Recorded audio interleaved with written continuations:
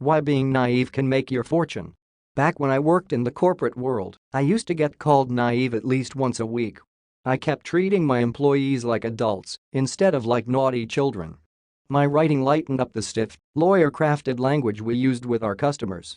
I was even dumb enough to occasionally tell the truth at meetings, so we had some chance of fixing business-threatening problems.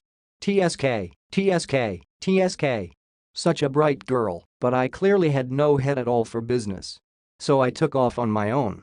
Smack in the middle of an ugly international financial crisis, I took the risk of going without guaranteed income. I tied my financial fortunes to my own efforts rather than to the wisdom of senior executives and a prestigious board of directors. The real risk, of course, was that I'd be thrown in jail for multiple homicide.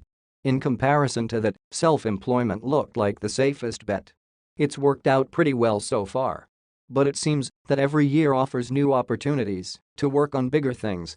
And from time to time, I find it useful to revisit some of my naive ideas from my corporate days. Because I still believe that being naive is one of the best ways to make a company great, whether that company is made up of one person or 10,000. Signs of a naive person. Traditionally, being naive is associated with assertions or behaviors that display a person's inexperience in a particular field or subject. A lack of sophistication and strict adherence to ideals are also signs of a naive person. Can you see that, when it comes to creative business, naivety might not necessarily be a negative quality? In fact, it might be the exact quality that helps someone see opportunities and use ethical sales techniques that other, more experienced people overlook or ignore, the winning differences that propel great innovations, great branding, and great marketing. It's all invented. I first read Ben and Roz Zander's extraordinary book The Art of Possibility around the time when I started my first business. I've read it many times since then, and I always take away something new. The book starts with a brain-bending chapter. It's all invented. Every problem, every dilemma, every dead end we find ourselves facing in life only appears unsolvable inside a particular frame or point of view. Enlarge the box or create another frame around the data, and problems vanish while new opportunities appear. The Zanders expand that to, it's all invented anyway, so we might as well invent a story or a framework of meaning that enhances our quality of life and the life of those around us. This is an especially juicy time to walk through your business like Alice in Wonderland, realizing that the appropriate, sensible way to do things is often nothing but a pack of cards. Don't ignore the facts, especially the ugly ones. But do understand that it's your game. You get to write the rules. Nothing matters more than people. We're often told that we need to quit working in our businesses so we can work on our businesses to create processes and systems. Ensure our businesses don't depend on any one individual, including us. Make sure we don't over-rely on the kind of talented, passionate employees that Seth Godin calls linchpins. We're told that some of that human resources, goody-two-shoes stuff can be applied, like mascara, to our businesses as long as cash flow is good.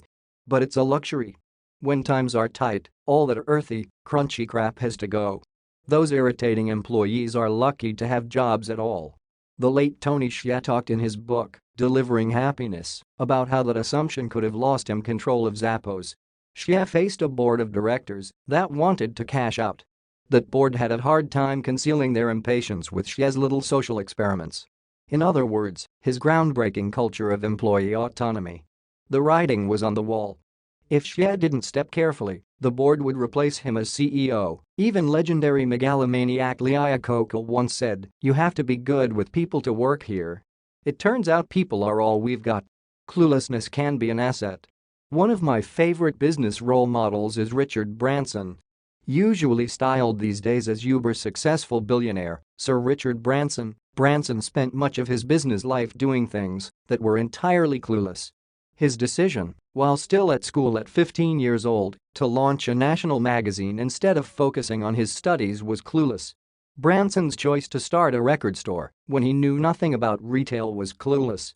This was followed by clueless decisions to build a recording studio, a record label, and then international divisions of Virgin Records. Utterly clueless, everyone. His move to start an airline, a tremendously complex and risky business that he knew absolutely nothing about, was impressively clueless. Branson's penchant for launching businesses just because the names make him smile, Virgin Bride, Virgin Snow, is clueless. His vision for the diversification of the Virgin brand to more than 360 companies, without a readily apparent connecting thread like Procter & Gamble or Coke have, is often called clueless. His idea to create the world's first space line, an airline for outer space, wasn't just clueless, it was downright loony. Branson is my favorite kind of naive businessman. The kind who tries everything that sounds like it would be fun. He works like crazy to make it happen and knows when to walk away from decisions that don't work out. Today, of course, he's widely lionized. But for decades, he was generally considered to be an entertaining, naive flake. He's currently worth close to $5 billion. Give or take $1 million or $2 million. Having a clue is vastly overrated. Naive does not mean stupid. I am not a big fan of the expression leap and the net will appear. More often, it works out to leap and the floor will appear. Naivety is about rejecting stupid definitions of maturity. It's about brushing aside rules that no longer make any sense, if they ever did. You have to see a bigger picture and choose to be brave enough to ignore conventional advice that doesn't apply to you. Naive versus ignorant. Be careful not to confuse being naive with willful ignorance. This goes back to ignoring the facts. You don't want to keep working on something that's not working. Sometimes you have to stop and try a different way. Similarly, taking shortcuts in order to seemingly get ahead will only come back to haunt you later. With naivete, rather than ignorance, there's plenty of room for curiosity and learning, as well as space for experimentation and thoughtful observation. But naivety has no patience for ruthlessness, except with ourselves, jockeying for status, or trashing your conscience in the name of a paper success. Are you naive?